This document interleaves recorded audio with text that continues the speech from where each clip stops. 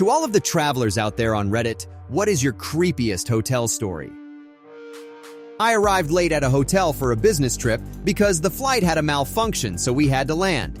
They fixed it on the tarmac and we never deplaned, so that was okay, I guess. The room was already paid for. I had confirmation number in hand, etc.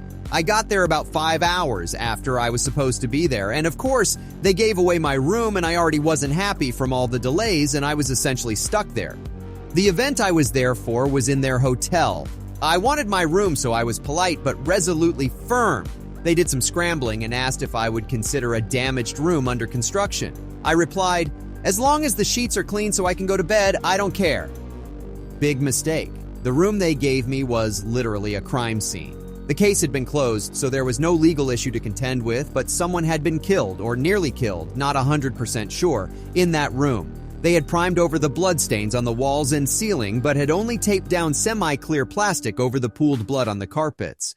Multiple small holes in the walls had obviously been patched and sanded, but they were multiple small holes in the walls. They gave me a completely new bed and TV from on-site inventory, so I was comfortable, but man, it was creepy as heck. The creepiest part was the priming job. It was so obviously blood splatter. You could see where the person had been hit and where they fell. You could also see how they had tried to get up and where they had finally collapsed. Yeah, dude, that would have been a hard pass for me if I was in that situation. Like, could this person not have just gotten a taxi and stayed somewhere else? Like, why stay there? The hotel is also terrible for labeling it as a room under construction, rather than being honest and saying that it was a literal murder scene. Jesus. Hi there, fellow traveler here. When I wasn't living in New York City, I used to travel quite a bit by car, 80 to 90,000 miles a year approximately. I found myself in this little town in Delaware called Milford. I had plans down there not too far in a place called Rehoboth Beach, which I think was like 45 minutes or an hour away. Anyway, I was supposed to leave the day after I actually left, but to avoid getting up early in the morning, I ended up leaving after work around 6. The drive that night lasted about 5 hours and some change. Since I was only staying here an extremely short amount of time, I got myself a crappy Airbnb, which I use all the time when I travel, so I'm pretty comfortable with it. I messaged the guy right before I left if I could rent his little place for $50. That seemed pretty nice from the photos. The guy from the get-go was a little sketchy, and it took me some back and forth to get the place rented that night after he informed me that his father would have to drop the key off. He also informed me there would be quite a bit of tropical plants, in freaking Delaware, mind you, in the kitchen, and he couldn't move them out on such short notice. Okay, whatever, I'm just looking for a few hours sleep, then I'm out of there in the morning. So I get there around 11 at night. I'm not sure how many of you are from Milford, but it's pretty much in the middle of freaking nowhere. This guy's place was in a tiny little gated community, which had a grand total of 15 to 20 houses, maybe. Pitch black. So I roll up to the place and grab my few items I always travel with. Duffel bag, backpack, jacket, extra jacket. I use the key code to unlock the lockbox and turn the key, which happens to be the loudest thing that's happening in the surrounding area at the moment. You know when you go to a place that you know something is messed up and you get that gut feeling that maybe you shouldn't be there? Yeah, same feeling. So I put my stuff down on the recliner in front of me, and yes, lo and behold, there's a crap ton of tropical plants in the kitchen.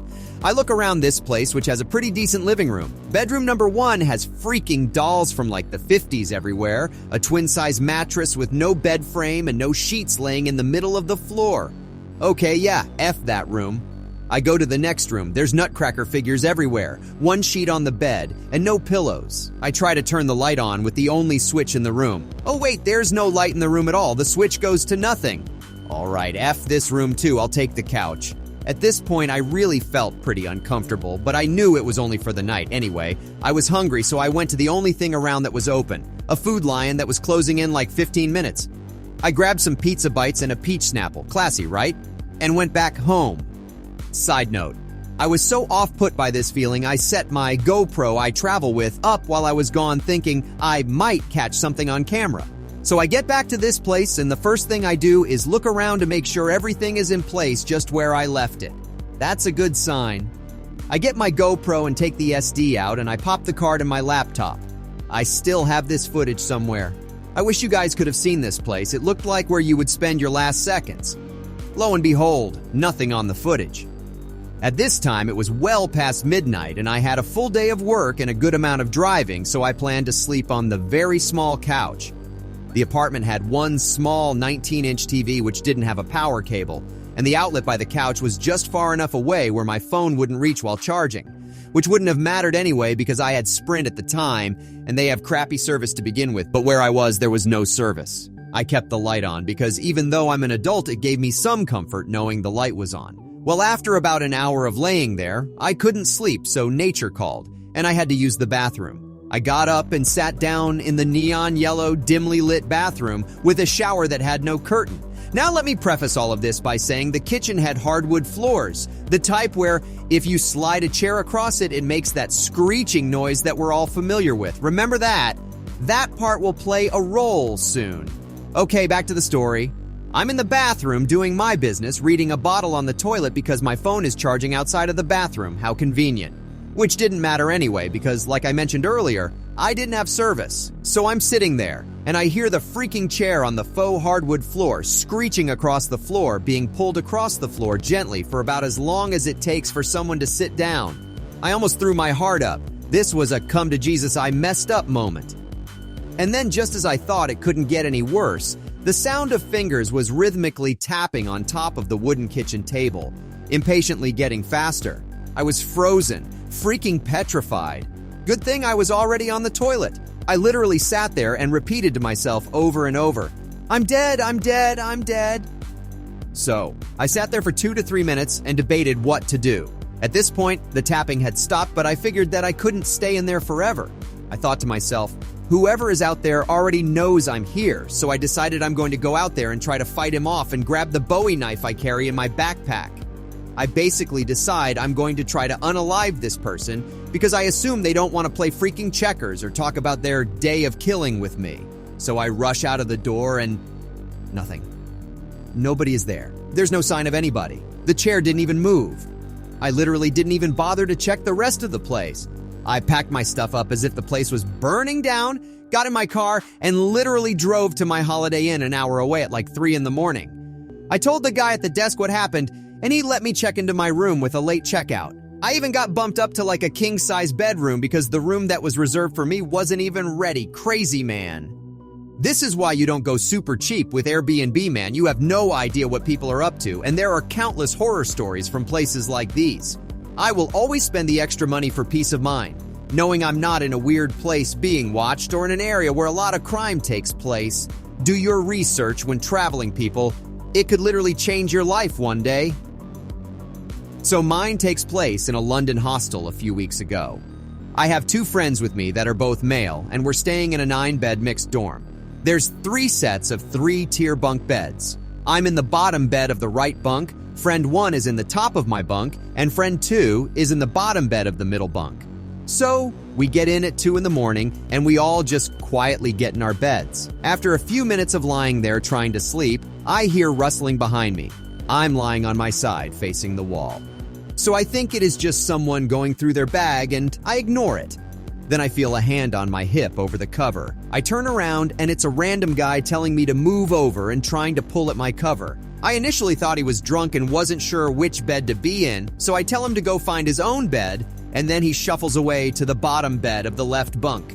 Then he comes back again, and I again tell him to go back to his own bed, and he shuffles back to his own again. This happens another couple of times, with me gradually speaking louder and getting less polite, telling him to F off. So now I'm shaking because the situation is making me nervous, and message my mate that's on the top bunk, saying I don't think I'm going to be able to sleep that night. He messages me back casually, thinking it's because of someone snoring. This is when I find out that both my mates have earplugs in, and although they've heard me speaking, they each thought I was speaking to the other friend. So I tell him the situation, and he starts keeping an eye out. I hear the guy go to the bathroom, but I can tell from the light that he left the bathroom door open whilst doing so and refused to look. My mate fills me in that the guy was walking around with his pants down and deliberately left the door open to get me to look. But either way, the guy goes back to his bed and we think the situation is finally over. Then it happens again. My mate, keeping an eye out, shines his phone light on the floor and shouts for the guy to F off. Apparently he was crawling across the floor again towards me. The guy suddenly takes offense at my mate's light shining on him and starts actually climbing the bunk ladder like King Kong to get to my mate on the top and was trying to take his phone. They wrestle for a while with my mate actually kicking the guy in the neck to try and keep him away, only for the guy to swing backwards and come straight back at him again. I use this time to run for security, who find the guy still hanging on the bed when they get there, then call the police and have the guy taken away in a riot van and banned from the building. Whilst the police had dragged him outside waiting for the riot van, the guy even headbutted the brick wall several times. I have no idea what that guy was on because it wasn't alcohol, but he was definitely on something to take a kick to the neck and still act like nothing happened afterwards. The guy kept trying to blame my mate when security came as well, saying things in broken English like, "Come up here and see how violent this guy is." My other mate that had slept through the whole incident kept saying the next day that he couldn't believe how friendly everyone in London is. Okay, this is really creepy, but at the same time, who actually willingly signs up to sleep in a big room with a bunch of strangers at a freaking hostel? Like, it's already bad enough, but then add to the fact that hostels probably aren't filled with amazing, outstanding citizens, and this whole situation just radiates bad vibes, in my opinion. Okay, I've got 3 creepy stories from when I was backpacking through India with my friend. We are 2 girls from Europe. In Bangalore, we booked a hotel after 18 hours spent in a night bus. We were very tired and wanted a bed and some food. The boys at the reception were kind of creepy and staring at us all the time, but we shrugged it off and went in our room at around 9 in the evening. At around 11, the lights went completely off. I tried to call the reception, but the phone was out. Suddenly, the door handle to our room started moving. I turned on the lantern on my phone and looked at the door. It was slowly opening. My friend screamed and I jumped off the bed, pushing the door back into its place. The person outside was pushing as well, so we fought like this for a little while. Then I locked the door again. 5 minutes pass and we hear the noise again. The person outside had a key and now they were opening the door slowly. It was so creepy, I kept banging on the door, shouting, "Get the F out! Help!" We called the police, who eventually did nothing, and we didn't sleep the whole night. Second story. We were in the south booking a hotel. My friend was using the bathroom when she suddenly started screaming. I went in, just in time to see a hole in the ceiling and an eye. The person ran immediately and we could hear the footsteps on the roof. Third story. After our 6 months of travel, we were really tired of booking cheap and scary places to sleep. I had an accident and I was barely moving, so I asked my friend to book the nicest hotel, and I asked specifically for white sheets. It was my time to shine. The hotel looked nice, and they gave us white sheets indeed.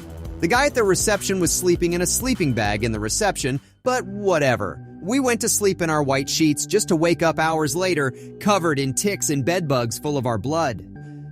Okay, the eye story really creeped me out because, once again, I'm always paranoid there are people watching through holes we can't see. Oh, and also gotta love the story of being covered in ticks and bed bugs. Always check your linens when you stay at a hotel, and also I should probably invest in one of those infrared lights that expose hidden cameras in hotel rooms. It would definitely ease my mind, but still, hotels are so creepy, man. When I was about 4 years old, my family ended up staying at the Cedar Lodge Motel where Cary Stayner worked right before he murdered 4 women. My family drove to Yosemite, and it was a long drive for us. 3 kids all under the age of 7, plus 2 adults, and a crap ton of mountains. By the time we arrived at the motel, it was late, we were all cranky, and we couldn't wait to get out. But the moment we pulled in, something set my mom's teeth on edge, and she insisted that we left and found another hotel, reservation or not.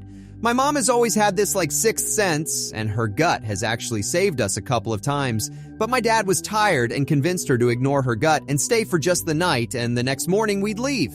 I can remember my mom actually refusing to let go of our hands, making us stay right by her side as she kept looking around while checking in. To try and get her to relax, my dad suggested we go to the pool, thinking it would calm her down.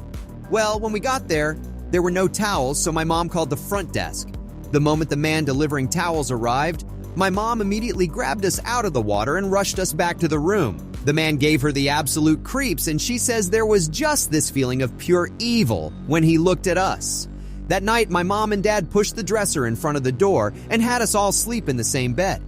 The next morning, we left to go to another hotel, but my mom couldn't stop talking about how evil that motel was. About 2 months later, she and my dad were up late watching the news when they started reporting on a man who had murdered a woman and 2 young girls in Yosemite. Just as my mom began to say, "I bet it was at that motel," they showed Carrie Stainer's face and said it occurred at the Cedar Lodge Motel. Carrie Stainer was the man who brought us our towels at the pool. We've never gone back to Yosemite, and my mom is always insistent that we listen to our gut feeling, and when every bone in your body is telling you something is wrong, get the hell out. Wow, this story gave me goosebumps and a huge dose of the heebie-jeebies. I'll definitely take that advice to listen to my gut feeling. Man, every story I read, I get one step closer to just never staying at a hotel again. I probably should have avoided making a video on this topic because I'm already super paranoid with hotels and Airbnb. Yikes! Thanks for watching till the end, and don't forget to subscribe and like for more of these ridiculous stories. Love you all, and stay safe out there in that crazy world. Much love. Peace.